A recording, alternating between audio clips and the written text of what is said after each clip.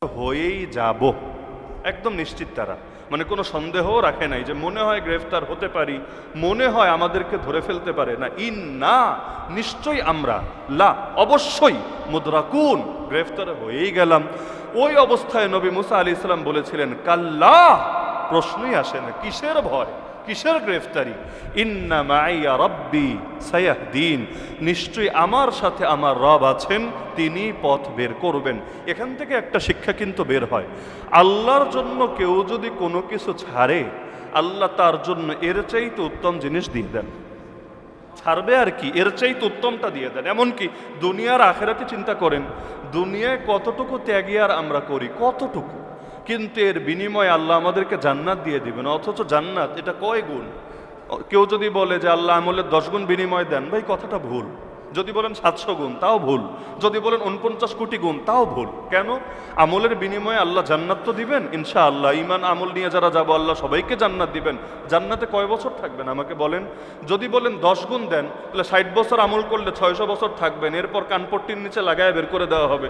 যদি বলেন 700 গুণ দিবেন, ওইটারও শেষ আছে, এরপর আপনার একদম ঠেইলা ধাক্কায় জান্নাত থেকে বের করে দেওয়া হবে। যদি বলেন 49 কোটি গুণ, ওইটারও শেষ আছে নাকি শেষ নাই?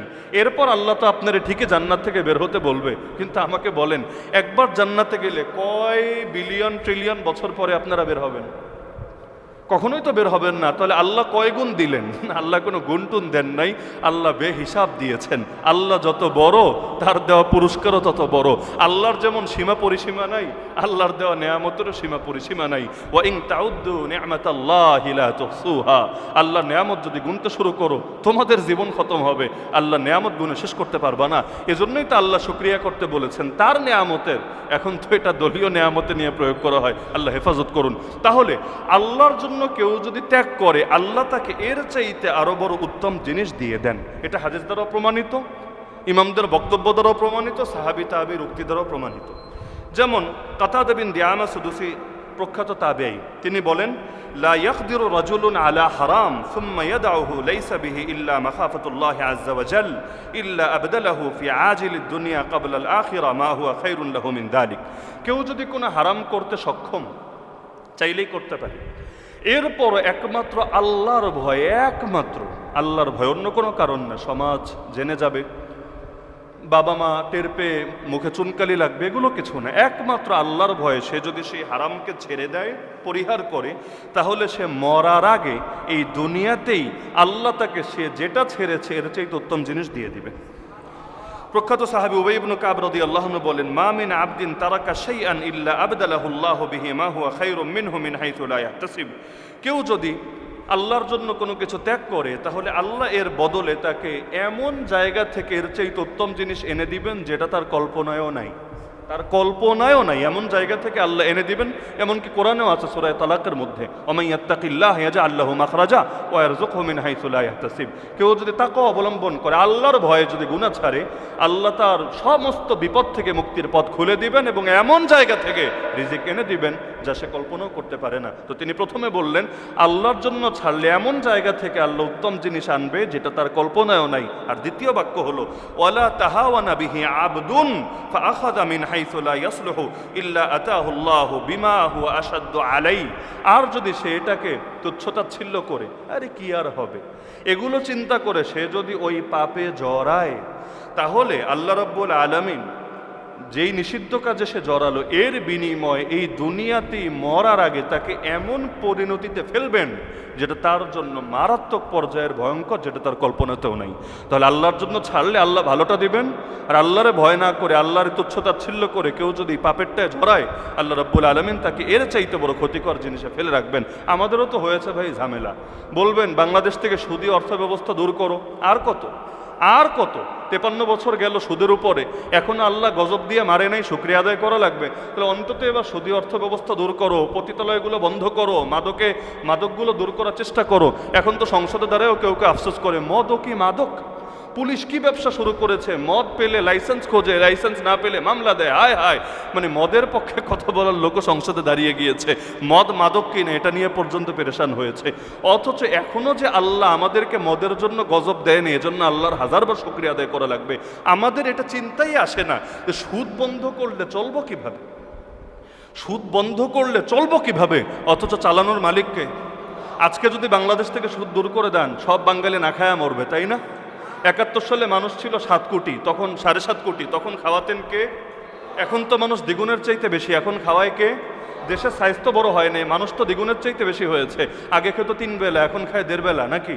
আরে ভাই, আগে খেতো 3 বেলা, এখন খায় অন্তত 5 বেলা। খাবারের পরিমাণ বেড়েছে, নগদ টাকা পয়সা বেড়েছে। তা আল্লাহ রাব্বুল আলামিন, তার কাছে অভাব বলতে কিছু আছে? জমিন তো বাড়েন নাই, কিন্তু আল্লাহ খাবারের ঠিকই ব্যবস্থা করেছেন। তো রিজিকের মালিককে। আমাদের ঘরে যে বাচ্চারা আসে, আমরা ওদেরকে আমাদের রিজিকে ভাগ দেই, নাকি ওরা নিজের রিজিক নিয়ে আসে? ঘরে যখন বউ ছিল না, এখন বিয়ে করে বউ তুললেন, বউ আপনারটা খায় নাকি নিজের রিজিক নিজেই খায়?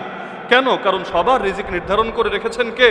তা আমরা তো এটাই ভাবতে পারি না যে এর চাইতে উত্তম কিছু হতে পারে। কিন্তু ইমামরা বলে গিয়েছেন, কেউ যদি আল্লাহর জন্য কিছু ছাড়ে, আল্লাহ এমন উত্তম জিনিস এমন জায়গা থেকে তার এনে দিবে যেটা তার কল্পনায়ও নাই, এবং সেটা এটার চাইতে উত্তম হবে। এমনকি নবীজি সাল্লাল্লাহু আলাইহি ওয়াসাল্লামের হাদিসের মধ্যেও আছে, ইন্নাকা লা তাদউ শাইআন ইবতিগা আল্লাহি তাআলা ইল্লা আতাকা আল্লাহু আযজা ওয়া জাল্লা খায়রাম মিন। এই হাদিসটা বাইহাকি, মুসনাদে আহমদ সহ অনেক কিতাবে আছে যে আল্লাহর জন্য যদি কিছু ছাড়ো, আল্লাহ তোমাকে এর বদলের চাইতে উত্তম জিনিস দিয়ে দিবেন। মনে করেন একটা মেয়ের দিকে তাকালে আপনার মনে আনন্দ লাগবে, ভালো লাগবে। আপনি আল্লাহর জন্য দৃষ্টিটা দিলেন না, অন্য কোনো কারণ নেই। এমন না যে এখন তাকালে ক্যামেরায় ধরা পড়ে যাবে, আর যখন ক্যামেরা থাকবে না ওই সময় তাকানো যাবে, এমন না। অথবা এখন তাকালে ওই যে বাবা দূর থেকে ফলো করছে, টের পেয়ে যাবে, আর এক সময় যখন কেউ থাকবে না। কারণ এমন বহুত লোক আছে রাস্তাঘাটে সাধু বাবা, আর দরজা জানালা বন্ধ করলে মোবাইল যখন হাতে থাকে, ওই সময় যে কি তার রূপ থাকে এটা ভাষায় প্রকাশ করা সম্ভব না। তাহলে এই লোকরা তো খাঁটি আল্লাহওয়ালা, তাই না? আল্লাহর ভয়ে পাপ ছাড়ে, তাই না? না, বরঞ্চ তার ভেতরে লাজুকতা বেশি। মানুষের সামনে পাপ করতে পারে না, লজ্জা লাগে, সংকোচ লাগে, বিব্রত বোধ লাগে। কিন্তু যখন দরজা বন্ধ, জানালা বন্ধ, তখন তো আর লজ্জাটা কাজ করে না। মানুষের ব্যাপারে লজ্জা আছে, আল্লাহর ব্যাপারে লজ্জা নাই। ওই যে ইমানের বিশেষ অঙ্গ লজ্জা, এটা খালি মানুষের লজ্জা না, মানুষের লজ্জা না। অনেকে আছে বলবো একটু কোরআন শরীফ পড়ো তো, হুজুর আমার লজ্জা করে। আপনি বলবেন মাশাআল্লাহ, ইমান তো কামেল। কেন? ইমানের বিশেষ অঙ্গ লজ্জা, ও কোরআন শরীফ পড়তে লজ্জা পাচ্ছে, তার মানে আর ইমান ঠিক আছে। ব্যাখ্যা ঠিক আছে না ভুল? এই লজ্জার কথা বলা হয়েছে না। আল্লাহর ব্যাপারে লজ্জাবোধ থাকে, হায় রে আমি পাপ করবো, আল্লাহ দেখে ফেলছে।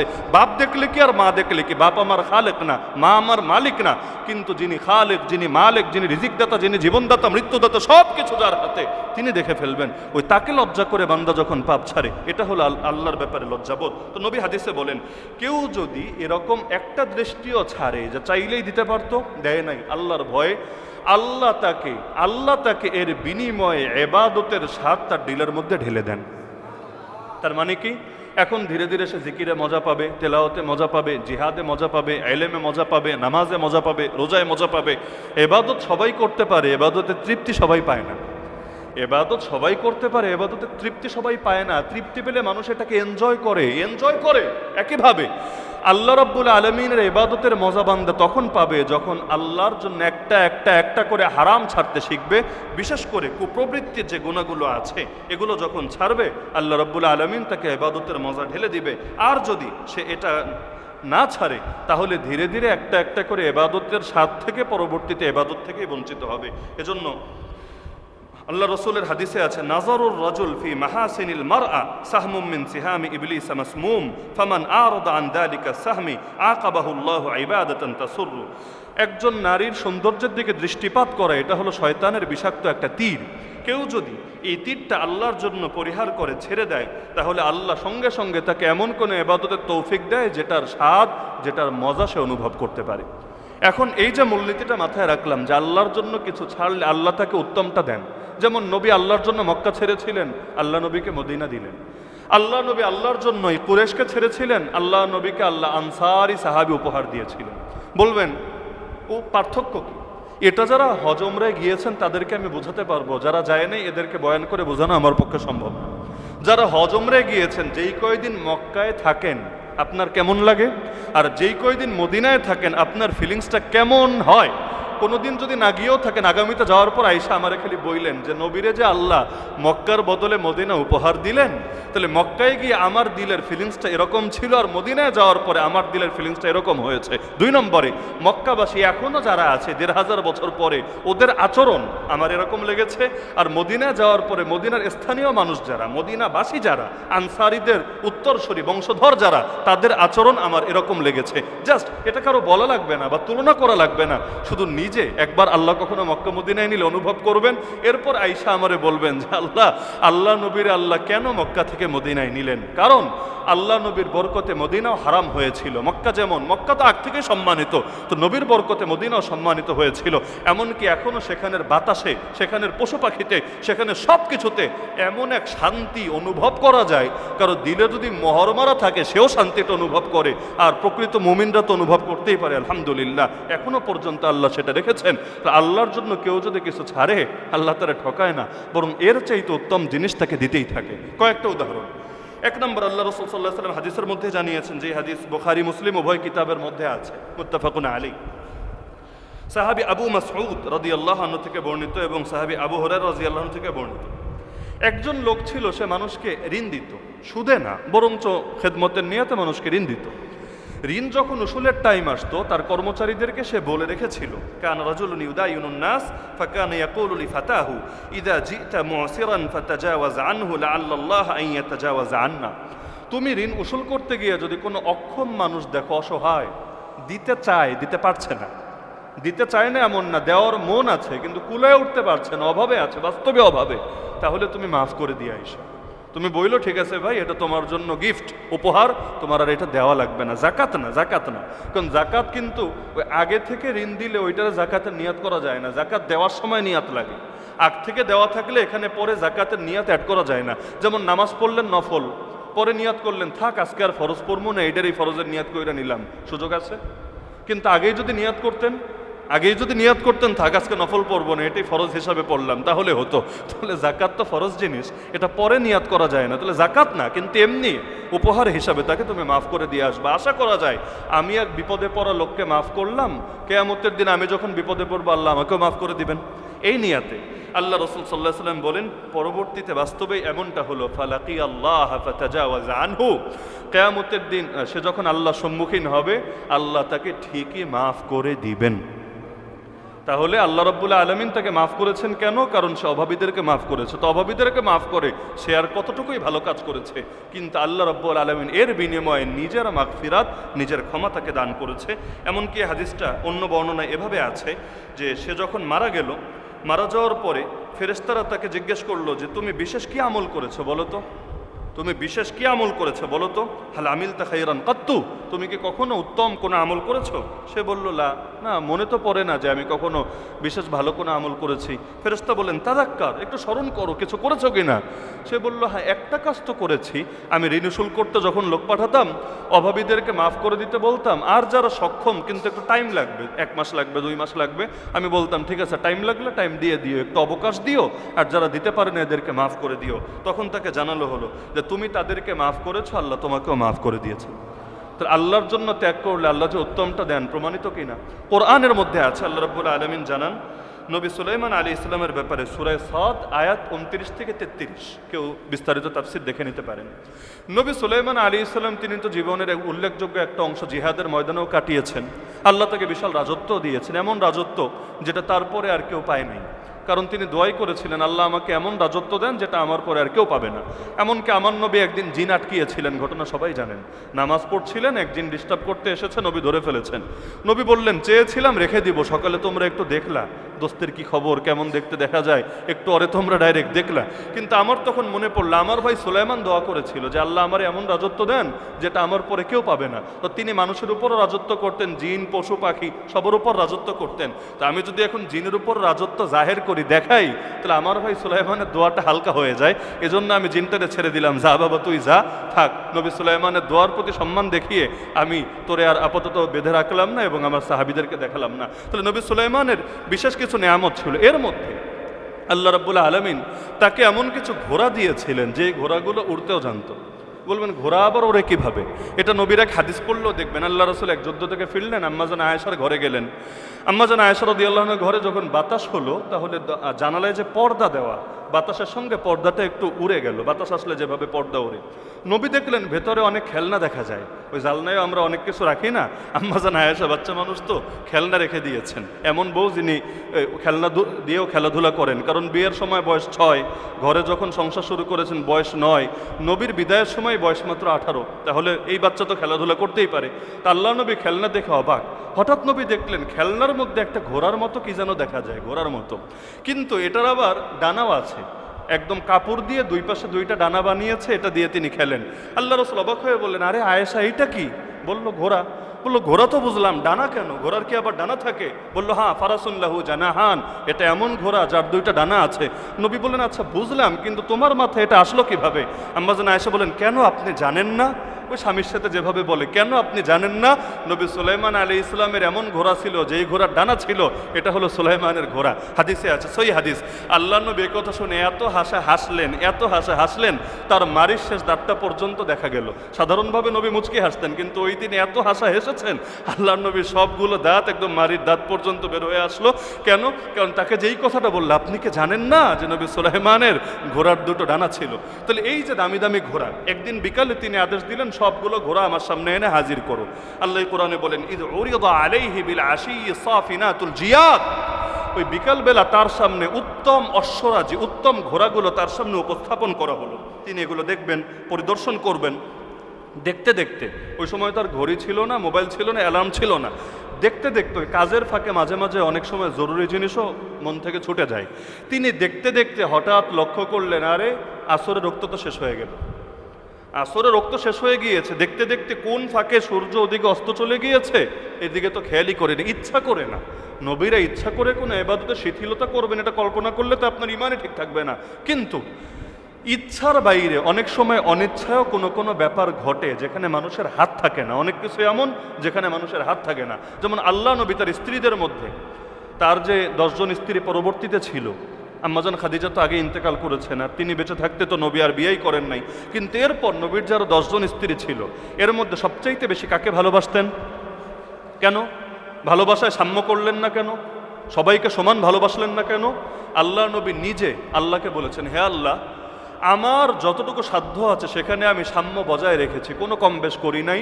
অর্থাৎ তাদের হক দেওয়া, তাদেরকে সময় দেওয়া ইত্যাদি সব একদম সেম আমি সমান সমান করেছি। কিন্তু আল্লাহ, দিলের উপর তো কারো হাত চলে না, কারো নিয়ন্ত্রণ চলে না। কার উপর ভালোবাসা বেশি হবে, কার উপর কম হবে, এটা তো একমাত্র তুমি নিয়ন্ত্রণ করো, এটা বান্দার নিয়ন্ত্রণে না। সুতরাং আল্লাহুম্মা হাযা কাসমি ফীমা আমলিকু ফালা তাখুযনি ফীমা তামলিকু ওয়ালা আমলিকু, আল্লাহ আমার নিয়ন্ত্রণে যা ছিল সেটা ঠিক রেখেছি, যেটা আমার নিয়ন্ত্রণে নাই এর জন্য তুমি আমারে পাকড়াও কইরো না, কারণ এটা তোমারই নিয়ন্ত্রণে। তাহলে সব ব্যাপারে মানুষের হাত থাকে না। নামাজ ছুটে গেল, তিনি তখন বললেন, ইন্নী আহবাবতু হুব্বাল খাইরি আন যিকরি রাব্বি হাত্তা তাওয়ারাত বিল হিজাব। আরে সম্পদের মোহে বা সম্পদের ভালোবাসায় আমি এমনভাবে ফেসে গেলাম যে সূর্য চলে গেল, সূর্য অস্ত গিয়ে আমার নামাজ রক্ত খতম হয়ে গেল, এটা কিভাবে হতে পারে? এবার তিনি আবার আদেশ দিলেন, রুদ্দুহা আলাই, সবগুলো ঘোড়া আবার এনে হাজির করো। এতক্ষণ তো ঘোড়া দেখে মাত্র বিদায় করেছেন, বললেন রুদ্দুহা আলাই, আবার সবগুলো ঘোড়া এনে আমার সামনে হাজির করো। ফাতাফিকা মাসহাম বিসসুকি ওয়াল আনাক, তখন তিনি সবগুলো ঘোড়ার গর্দান এবং সেগুলোর পায়ের গোছা কেটে দিলেন, মানে এগুলো কোরবানি করে দিলেন, জবাই করে দিলেন। যদি ব্যাখ্যা না বুঝে অনেকে বলবে, হায় হায় সম্পদ নষ্ট করলেন। সম্পদ নষ্ট করা তো নাজায়েজ, আসলেই সম্পদ নষ্ট করা নাজায়েজ, যেটা যেই করুক নাজায়েজ। মনে করেন কোনো মাদ্রাসায় ছাত্রদের মোবাইল ব্যবহার নিষিদ্ধ, এখন মোবাইল ব্যবহার করলো, ধরলো 50টা 60টা 100টা ধরলো, ধরার পর এগুলো ভেঙে ফেললো, আগুনে পুড়িয়ে দিল, নিঃসন্দেহে নাজায়েজ। আপনি আইন করেছেন ব্যবহার নিষিদ্ধ, ব্যবহার যদি কেউ করে আপনি শাস্তির আওতায় আনতে পারেন, প্রয়োজনে বহিষ্কারও করতে পারেন, সমস্যা নাই। তো সম্পদ নষ্ট করা সমস্ত ফতোয়া অনুসারে, খালি হানাফি ফিক না, নিষিদ্ধ, এটা নাজায়েজ, সম্পূর্ণ নাজায়েজ। তাহলে এখন তো অবাক হবে, নবী সুলাইমান সম্পদ নষ্ট করলেন কিভাবে? না, সম্পদ নষ্ট করেন নাই। তার শরীয়তে ঘোড়ার গোশত খাওয়া বৈধ ছিল, ঘোড়ার গোশত খাওয়া বৈধ ছিল। আমাদেরও তো বৈধ। ঘোড়ার গোশত খাওয়া কি হারাম? না। কোনো ইমাম, যেমন ইমাম আবু হানিফা একসময় এই ফতোয়া দিতেন যে এটা মাকরু। কেন? কারণ সবাই যদি ঘোড়া খায়, যুদ্ধের ঘোড়া পাবো কিভাবে? যুদ্ধে শর্ট পড়তে পারে, কিন্তু মৃত্যুর 3 দিন আগেই ফতোয়া থেকেও তিনি সরে এসেছেন। কেন? কারণ এত ঘোড়ার খামার হয়েছে, এত চাষ হচ্ছে, এত হচ্ছে, যেগুলো খাইলেও সমস্যা নেই, আরও হতে থাকবে, এর কারণে যুদ্ধে কোনো শর্ট পড়বে না। তার মানে স্বাভাবিকভাবে মূলগত বিধানভাবে ঘোড়া নিষিদ্ধ না। তাহলে ঘোড়া কোরবানি করাও তো নিষিদ্ধ না। তিনি কোরবানি করলেন, গোশতগুলো বিতরণ করে আদেশ দিলেন। কেন কোরবানি করলেন? কারণ এগুলোর কারণে আমার একক তো নামাজ এটা যথাসময়ে পড়তে পারি না, যদিও পাপ হবে না, অনিচ্ছায় যেহেতু পাপ হবে না, কিন্তু আমি এতটুকুও সহ্য করে নিব না। এই যে কোরবানি দিলেন, বিনিময়ে আল্লাহ তাকে কি দিলেন? সবাই জানেন আলহামদুলিল্লাহ, আল্লাহ বাতাসকেই তার নিয়ন্ত্রণে দিয়ে দিলেন। এখন ঘোড়ার পিঠে চড়ে ওরা লাগবে না, ঘোড়া ডানা মেলে মেলে উড়ে নিয়ে যাবে, ওইটা লাগবে না। বাতাস দিলেন তো এমন স্পিড, সুবহানাল্লাহ, কোরআনের শব্দ, গুদু উহা শাহরু ওয়ারাওয়াহুহা শাহর। সকালবেলা যায় 1 মাসের রাস্তা, বিকালবেলা যায় আরেক মাসের রাস্তা। বলবেন মাঝখানে দুপুরে কই যায়? না, দুপুরে মনে করেন রেস্টের টাইম, সূর্যের যেহেতু তাপ থাকে, দুপুরে রেস্ট করেও সকালে আর বিকালে মিলে একদিনে 2 মাসের রাস্তা চলার তৌফিক আল্লাহ তাআলা দিয়ে দিলেন। তাও একা না, এমন এক সিংহাসন সহ হাজার হাজার মানুষ নিয়ে তিনি চলে যাবেন, বাতাস তাকে উড়িয়ে নেবেন। তাহলে এই বাতাসকে আল্লাহ রাব্বুল আলামিন তার নিয়ন্ত্রণে কখন এনে দিলেন? এমনি না, যখন তিনি ওই একদিন অনিচ্ছায় নামাজটা একটু দেরি হয়েছে, এজন্য আল্লাহর জন্য আল্লাহর নামে এতগুলো পশু কোরবানি দিলেন, বিনিময়ে আল্লাহ রাব্বুল আলামিন তাকে এত বড় নেয়ামত দিয়ে দিলেন। প্রখ্যাত ইমাম হাসান বসরি রাহমাতুল্লাহ আলাইহি, নাম তো শোনেন নাই মনে হয়, তিনি নিজেই ঘটনা শুনিয়েছেন। কানাত ইমরাআতুন বাগিয়ুন ক্বাদ ফাকাত আহলা আসরিহা ফিল হুসনি। একজন নারী ছিল অনেক সুন্দরী, তার মতো সুন্দরী, মানে ধরেন বিশ্ব সুন্দরী ওই সময়ে, পুরো দুনিয়ায় তার ধারে কাছেও কেউ নাই। কিন্তু এই নারীর অভ্যাস ছিল, একটা কুঅভ্যাস ছিল, সে 100 দিনার পেলে কাপড় খুলে দিয়ে দিত। 100 দিনার, 100 দিনার বলবেন 100 দিনার কি 100 টাকা নাকি? না, 100 দিনার মানে হলো প্রায় 425 গ্রাম স্বর্ণ। 425 গ্রাম মানে হলো প্রায় 36.5 ভরি, প্রায় 36.5 ভরি। তাহলে এক ভরি যদি 2 লাখ করে ধরি, তাহলে প্রায় 36.5 ভরির দাম তো তাহলে কত বেশি আপনি চিন্তা করেন, 70-72 লাখ হয়ে যাবে প্রায়। তাহলে এত দাম নিত শুধু তার কাপড় খোলার চার্জ, মানে কাপড় খোলা মানে শুধু খোলা না, একদম যা কিছু আছে। তাহলে এই পরিমাণ চার্জ নিয়ে সে তার মানুষের চাহিদা পূরণ করতো। তাহলে একদিন একজন লোক হঠাৎ করে যাওয়ার সময় তার নজর পড়লো সেই নারীর দিকে। নজর পড়ে তার সৌন্দর্যে সে ফেঁসে গেল, ফেতনায় পড়ে গেল। এখন সে খোঁজখবর নিয়ে জানলো যে এই নারীকে পেতে হলে 100 দিনার খরচ করতে হয়। 100 দিনার তো বিশাল ব্যাপার, 70-72 লাখ টাকা সে কই পাবে? সে পরিশ্রম করলো, প্রচুর কষ্ট করে বাস্তবেই এই 100 দিনার জমা করলো। করার পরে সেই নারীর নিকট গিয়ে হাজির, গিয়ে বললো আমার চাহিদা পূরণ করো। সে বললো আগে এই টাকা ওই আমার গার্ড আছে তার কাছে দাও, আমার যারা পিএস আছে এদের কাছে দাও, এরা আগে গুনুক। যখন গুনে দেখা গেল না আসলে 100 দিনার আছে, দেখে মনে হচ্ছে না এই লোক 100 দিনার দিতে পারে, কিন্তু যে কোনোভাবে হোক 100 দিনার আসলেই আছে। এখন সেই লোককে নিয়ে গেল সে তার রুমের ভেতরে। কেমন রুম? বর্ণনা শব্দ হলো বাইতুন মুনাজ্জাদ ও সারিরুম মিন যাহাব। ঘরটাও খুব সুসজ্জিত, আর খাটটা হলো স্বর্ণ দিয়ে বানানো, একদম স্বর্ণের খাট। এর উপর নিয়ে তাকে শোয়ালো। এখন যখন তার চাহিদা পূরণের ধাপ আসলো, সেই নারী বলল হালুম মালাকা, তুমি আসো। এখন সে গিয়ে ওই পুরুষ নারীর সাথে যেভাবে চাহিদা পূরণ করে ওই পজিশনেও সে চলে গেল। তখন হঠাৎ করে তার ভেতরে আল্লাহর ভয় জেগে উঠলো। তাকে যে একদিন আল্লাহর সামনে দাঁড়াতে হবে এটা মনে পড়লো। সঙ্গে সঙ্গে কেঁপে উঠলো, তার চাহিদাও নিভে গেল। সঙ্গে সঙ্গে সে বলল আমাকে ছেড়ে দাও, আমাকে যেতে দাও, আমি এখনই চলে যাব। হ্যাঁ, টাকা সমস্যা নাই, এই 100 দিনার তুমি রেখে দাও, এটার আমার কোনো চাহিদা নেই, এটা তোমারে আমি দান করে দিলাম, কিন্তু আমাকে যেতে দাও। সেই নারী তো অবাক, 100 দিনার মানে প্রায় 70-72 লাখ খরচ করে এখন এসে সে চলে যাবে, কাহিনীটা কি? জিজ্ঞেস করলো মা বাদা এলাকা, কি হয়েছে, কোন জিনিস তোমার সামনে প্রকাশিত হয়েছে? তুমি তো দাবি করলা যে আমাকে পাওয়ার জন্য এত কষ্ট করেছো, এত কষ্ট করে 100 দিনার তুমি জমা করেছো, তারপরে এমন হলো কেন? সে বলল অন্য কোনো কারণ নাই, ইল্লাল ফারাক মিনাল্লাহ ওয়া যাকারতু মাকামি বাইনা ইয়াদাই। আল্লাহর ভয় আমার অন্তরে জাগ্রত হয়েছে, একদিন তার সামনে দাঁড়াতে হবে, তখন হিসাব দিব কিভাবে? এটা চিন্তা করে আমার সব এখন কুচাহিদা নিভে গিয়েছে, আমাকে এখন যেতে দাও। সেই নারী শুনে সে অবাক হলো। সে সারা জীবন করেই কাজ, সারা জীবন করার পরেও তার ভেতরে ভয় জাগলো না। আর এই লোক জীবনে একবার মাত্র আসলো, মাত্র একবার, এতে আল্লাহর ভয় তার স্মরণে চলে আসলো।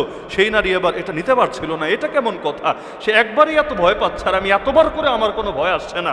এবার সে বলল ইন কুনতা সাদিকান ফামা আলী যাওজুন গায়রুক, যদি তোমার কথা সত্যই হয়ে থাকে, তুমি যদি সত্যই বলে থাকো, তাহলে আমি তোমাকে স্বামী হিসাবে গ্রহণ করতে চাই, তুমি ছাড়া আর কাউকে আমি আমার স্বামী হিসাবে উপযুক্ত দেখি না। সে বলল জারিনি, আরে আমারে ছাড়ো, আমাকে এখান থেকে এখনই তাড়াতাড়ি যেতে হবে, আমাকে ছাড়ো। এখন এটা বলার সঙ্গে সঙ্গে সেই নারী বলল, আচ্ছা ঠিক আছে তুমি এখন যাও, কিন্তু আমাকে অঙ্গীকার দিয়ে যেতে হবে যে আমাকে বিয়ে করতে হবে, আমাকে বিয়ে করতে হবে। সে বলল, আমি তোমাকে কোনো অঙ্গীকার দিব না যতক্ষণ না আমাকে এখান থেকে তুমি যেতে দিবা, কারণ কখন আমার দিল আবার নষ্ট হয়ে যায়, আবার ফিতনায় পড়ে যাই, আমি ভয় পাচ্ছি। সেই নারী বলল, আচ্ছা ঠিক আছে যাও, কিন্তু কিন্তু এটা আমি অঙ্গীকার নিলাম যে আমি অবশ্যই তোমার বাড়িতে আসবো এবং এসে তোমাকে সামাজিকভাবে আমি স্বামী হিসেবে গ্রহণ করব। এখন এটা বলার পর সে চলে গেল নিজের কাপড় গায়ে দিয়ে। এখন সেই নারীও এখন ধীরে ধীরে তার ভেতর অপরাধবোধ, লজ্জাবোধ, অনুশোচনাবোধ আরও বাড়তে লাগলো। এক পর্যায়ে সেই নারী নিজের যা কিছু ছিল এগুলো গাট্টি বস্তা গুছিয়ে খোঁজ করতে করতে ওই লোকের বাড়ি চলে গেল, গিয়ে মানুষজন দেখিয়ে দিল তার বাড়ি। যখন থেকে সংবাদ দেওয়া হলো সেই নারী যা আতিল মালিকাতু বিনাফসিহা, আরে রানী নিজেই তোমার দুয়ারে এসে হাজির হয়েছে। সে ঘর থেকে বের হলো, বের হওয়ার পর যেই মাত্র তার চেহারায় তার চোখটা পড়লো, সঙ্গে সঙ্গে আবার সেই পাপের কথা, সে যে পাপের ইচ্ছা করেছিল, পাপও পুরা করে নাই, ওইটা স্মরণে আসার সঙ্গে সঙ্গে এমনভাবে কেঁপে উঠলো, এমন ভয় আসলো, সে একটা চিৎকার দিল এমনভাবে, সঙ্গে সঙ্গেই সেখানে সে মৃত্যুবরণ করলো। আর বিয়ে করবে কি জায়গায়, সঙ্গে সঙ্গে সে মৃত্যুবরণ করলো। এখন সেই নারীর ভেতর তারও আফসোস বেড়ে গেল। এখন সে কি করবে? এখন তো তার কোনো কিছুই করার নেই। সে জিজ্ঞেস করলো, আচ্ছা এর কোনো আপনজন আছে? বললো, হ্যাঁ এর একজন ভাই আছে, চরম দরিদ্র, চরম ফকির। এখন সে তার ভাইয়ের কাছে গিয়ে বলল, তোমার এই ভাইয়ের স্মৃতি আমি কখনো ভুলতে পারবো না, তোমার ভাইয়ের প্রতি মহাব্বতের খাতিরে তাহলে আমি তোমাকে স্বামী হিসাবে গ্রহণ করতে চাই। অবশেষে তার সঙ্গে বিয়ে হলো। হাসান বসরি রহমতুল্লাহ আলাইহি বলেন, তাদের সংসারে 7টা সন্তান আল্লাহ তাআলা দান করেছিলেন, যারাও নেককার হয়েছিল। তাহলে আল্লাহর জন্য সে ছেড়েছিল, আল্লাহ রাব্বুল আলামিন যেই নারীকে সে ছেড়েছে, আল্লাহ রাব্বুল আলামিন সেই নারীকে তার দুয়ারে এনে হাজির করেছে বৈধভাবে। কিন্তু আল্লাহর জন্য সে কোরবানি এমনভাবে দিয়েছে, সেই নারীর সাথে আর চাহিদা হয় নাই, বরঞ্চ সে আল্লাহর কাছেই পৌঁছে গিয়েছে। এমনকি ইয়াহইয়া বিন আইয়ুব রাহমাতুল্লাহ আলাইহি বলেন, ওমরের জামানায়, আমিরুল মুমিনিন ওমর রাদিয়াল্লাহু আনহু জামানায় পর্যন্ত এমন ঘটনা ঘটেছে। মদিনায় একজন যুবক ছিল, অনেক সুন্দর এবং তার অনেক গুণ ছিল। ওমর রাদিয়াল্লাহু আনহু তাকে বড় ভালোবাসতেন। তো একদিন রাতের বেলা এসে নামাজ পড়ে তিনি যাচ্ছেন, হঠাৎ একটা নারী সামনে পড়লো, চরম সুন্দরী, পরম সুন্দরী। সেই নারী যখন তার সামনে পড়লো, সেই নারী নিজের থেকে এসে তার সাথে কথাবার্তা বললো এবং সেও তার ফিতনায় পড়ে গেল, তার প্রতি আসক্ত হলো। তো নারীর পেছনে পেছনে সে তার ঘরের দিকে গেল। উদ্দেশ্য ভালো না, উদ্দেশ্য ঘরে যাওয়ার পর তার সঙ্গে তার চাহিদা পূরণ করবে। যেই মাত্র ফাওয়াকাফা আলা বাবিহা, যখন তার ঘরের দরজার সামনে গিয়ে দাঁড়ালো, ফাআবসারা ওয়াজালান আন কলবিহি ওয়া হাদারাতহু হাযিহিল আয়া, তার ভেতরে একটা ভয় জাগ্রত হলো। আর এই আয়াতটা তার বারবার মনে পড়তে লাগলো, ইন্নাল্লাযীনা তাকাউ ইযা মাসসাহুম তায়িফুম মিনাশ শাইতান তাযাক্কারু ফাইযা হুম মুবসিরুন। যাদের ভেতরে তাকওয়া আছে, শয়তান যদি তাদেরকে স্পর্শ করে, অর্থাৎ তাদের ভেতরে কোনো কুমন্ত্রণাও ঢালে, সঙ্গে সঙ্গে আল্লাহর কথা তাদের মনে পড়ে, সঙ্গে সঙ্গে তাদের চোখ খুলে যায়, চোখ খুলে যায়, তারা শয়তানের ধোকায় পা দেয় না। সূরা আরাফের 20 নম্বর আয়াত। এই আয়াতটা মনে পড়ার সঙ্গে সঙ্গে সেখানে বেহুশ হয়ে অজ্ঞান হয়ে পড়ে গেল। সে নারীও বিব্রত হয়, আল্লাহ এখন কি হবে? তার এক বান্ধবীকে নিয়ে টানা হেঁচড়া করে এটাকে মূল ফটকের বাইরে রেখে আসলো। তার বাবা যখন ফিরলো, তখনও ওখানে অবস্থায় পড়া আছে। তার বাবা দেখে অবাক, আরে একটা যুবক এখানে পড়ে আছে। ঘরে নিল, তার জ্ঞান ফিরালো, তার সেবা করলো। এক পর্যায়ে তাকে বললো, কাহিনী কি, আমার বাড়ির সামনে তুমি কেমনে আসলে, এখানে কেমনে অজ্ঞান হলা? তো বলে না বলে না, এক পর্যায়ে চাপ দিতে দিতে এক পর্যায়ে ঠিকই সে বলতে বাধ্য হলো। কিন্তু যখন বলতে গিয়ে এই আয়াতটা সে উচ্চারণ করলো, সূরা আরাফের এই আয়াত, ইন্নাল্লাযীনা তাকাউ ইযা মাসসাহুম তায়িফুম মিনাশ শাইতানি তাযাক্কারু ফাইযা হুম মুবসিরুন, সঙ্গে সঙ্গে ভেতর থেকে এমন এক চিৎকার বের হলো, সেখানেই সেই যুবক মৃত্যুবরণ করলো। ওমর রাদিয়াল্লাহু আনহুর কাছে ঘটনা পৌঁছলো, সংবাদ পৌঁছলো। ওমর বললেন, হায় রে, তার লাশ দাফন করার পরে আমারে কেন জানালা তোমরা? সে মরার সঙ্গে সঙ্গে কেন তোমরা আমাকে জানালা না? এবং সেটা শোনার সাথে সাথে তিনি সেই যুবকের কবর জিয়ারত করতে হাজির হলেন। গিয়ে বললেন, ইয়া ফুলান ওয়ালিমান খাফা মাকাম রাব্বিহি জান্নাতান, সূরা আর-রহমানের 46 নম্বর আয়াত। আরে যুবক, ওয়ালিমান খাফা মাকাম রাব্বিহি জান্নাতান, যারা রবের সামনে দণ্ডায়মান হওয়াকে, রবের সামনে একদিন দাঁড়াতে হবে, এই ভয় যাদের ভেতরে থাকে, আল্লাহ তাদেরকে একটা না বরং 2টা জান্নাত, ডাবল জান্নাত দিয়ে থাকে। কবরের সামনে গিয়ে তিনি এটা বললেন, সবাই অবাক হয়ে দেখলো। কবরের ভেতর থেকে আওয়াজ বের হয়ে আসলো, কাদ আতানি রাব্বি ইয়া উমর, হে ওমর, আমার রব আমাকে ঠিকই দিয়ে দিয়েছে। অর্থাৎ আপনি তো আমাকে আয়াত শোনাচ্ছেন সূরা আর রহমানের 46 নম্বর আয়াত, এটা এখন আর তত্ত্ব কথা না, বরং বাস্তবে আল্লাহ আমাকে দিয়েছেন। রওজাতুল মুহিব্বিন কিতাবের মধ্যে এই ঘটনা বর্ণিত আছে। এমনকি সর্বশেষ একটা ঘটনা শুনিয়ে শেষ করি, যেটা মুসনাদে আহমদ, সুনানে তিরমিজি সহ অসংখ্য হাদিসের কিতাবে বিশুদ্ধ সনদে বর্ণিত হয়েছে। প্রখ্যাত সাহাবী আব্দুল্লাহ বিন ওমর রাদিয়াল্লাহু আনহুমা, নাম তো সকলে শুনেছেন, ওমরের পুত্র আব্দুল্লাহ বিন ওমর রাদিয়াল্লাহু আনহুমা বলেন, একটা হাদিস আমি যদি নবীর থেকে একবার, দুইবার, তিনবার, চারবার, পাঁচবার, ছয়বার, এমনকি 7বারও শুনতাম, তোমাদেরকে বলতাম না, কিন্তু এর চাইতেও বেশি শুনেছি। সবাই অবাক হয়, আল্লাহ এটা আবার কোন হাদিস যেটা একবার, দুবার না 7বারের চাইতেও বেশি শুনেছেন, এমনকি 7বার শুনলেও বলতেন না? সেটা কি? তিনি বললেন, কানাল কিফলু লা ইয়াতাওয়াররাউ মিন যানবিন আমিলাহু। পূর্বে একজন ব্যক্তি ছিল কিফিল, কিফিল নামে প্রসিদ্ধ। সে কোনো পাপ করলে সেই পাপ থেকে আর বিরত হতো না, মানে অভ্যাস বানায় ছাড়তো, যেটা আকাম শুরু করতো করতেই থাকতো। ফাআতাতহু ইমরাআতুন ফাআতাহা 60 দিনারান আলা আন ইয়াতাআহা। তো একদিন এক নারী তার কাছে আসলো, সে সেই নারীকে 60 দিনার দিল। 60 দিনার মানেও হলো প্রায় অন্তত 30-32 লাখ হবে কমাস কম। তাকে এটা দিল কেন? সেই নারীর সঙ্গে সে চাহিদা পূরণ করবে। ফালাম্মা কাদা মিনহা মাকআদার রাজুল মিন ইমরাআতিহি উরঈদাত ওয়া বাকাত। যখন সে চাহিদা পূরণ করবে, যেভাবে স্বামী তার স্ত্রীর সঙ্গে চাহিদা পূরণ করে, ওই পজিশনে গেল, সঙ্গে সঙ্গে সেই নারীকে খুব ভীত দেখা যাচ্ছিল, খুব ভয়ের ভেতর দেখা যাচ্ছিল। সেই নারী কাঁদতে শুরু করলো।